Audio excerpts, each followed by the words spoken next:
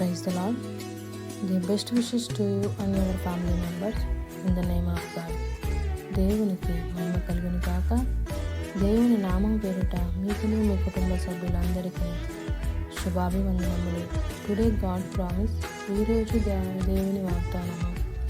The lord preserve all them that love him.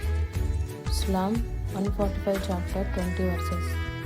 యెహోవా తన్ను ప్రేమించు వారిని అందరినీ కాపాడును. ప్రియమైన సహోదరి సహోదరులారా, ఈరోజు ఈ వాగ్దానం ద్వారా దేవుడు మనతో చెప్తున్న మాట.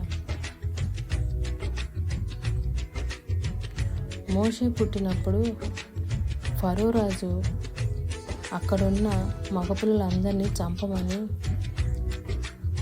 అక్కడ ఆజ్ఞను జారీ చేశాడు.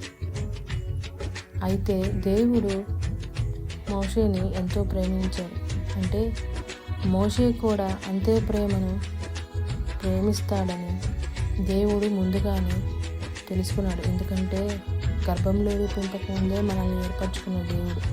కాబట్టి మనము భవిష్యత్తు తరాల్లో ఏమి చేయబోతున్నామో చేస్తామో దేవునికి అంతా తెలుసు. మన హృదయము దేవుని ముందు పరిచిన అద్దము. కాబట్టి దేవుడు ఆ ఫరో ఇంట్లోనే మోషేను పెంచే ఏర్పాటును చేయటం మనం చూస్తాం.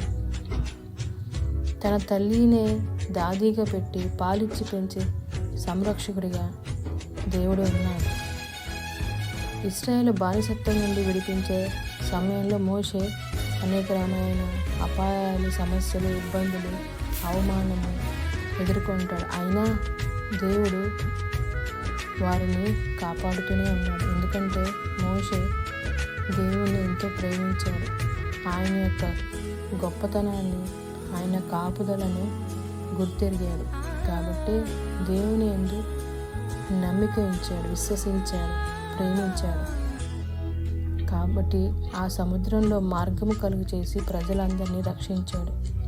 మన జీవితంలో కూడా ఒక పక్క అనారోగ్యం, మరోవైపు ఆర్థిక ఇబ్బందులు, ఇలాంటి పరిస్థితులు మన దినాల్లో ఎక్కువగా ఉంటున్నాయి. అయినా దేవుడు మన నమ్మదగిన దేవుడు. కాబట్టి మనము మోషే వలె ఆయన్ని ప్రేమించి, విశ్వసించి ప్రతి ఒక్క పరిస్థితిలో, సమస్యలు, ఇరుకులు, ఇబ్బందుల్లో దేవుని ప్రేమించి ఆయన కాపాడే ఆ గొప్పని కృపని మనం అందరము పొందుకుందాం. ప్రార్థన. మమ్మల్ని మిక్కిలిగా ప్రేమించిన మా ప్రియ పరలోకపు తండ్రి, మీకు ఎన్నో వందనములు, స్తోత్రము. ఈరోజు వాగ్దానం ద్వారా మీరు మాతో మాట్లాడినందుకు వందనములు తండ్రి. ఈ వాగ్దానం వింటున్న ప్రతి ఒక్కరి జీవితంలోనూ, మా జీవితంలోనూ మోషే గారి వలె మేము నీ సన్నిధిలో నిన్ను ప్రేమించి మీ యొక్క రక్షణను, మీ కాపుదలను మేము పొందుకున్నట్లు అట్టి గొప్ప కృపను దయచేయమని నజరేయుడైన యేసుక్రీస్తు పరిశుద్ధ నామమున అడిగి వేడుకొనుచున్నాము తండ్రి. ఆమేన్.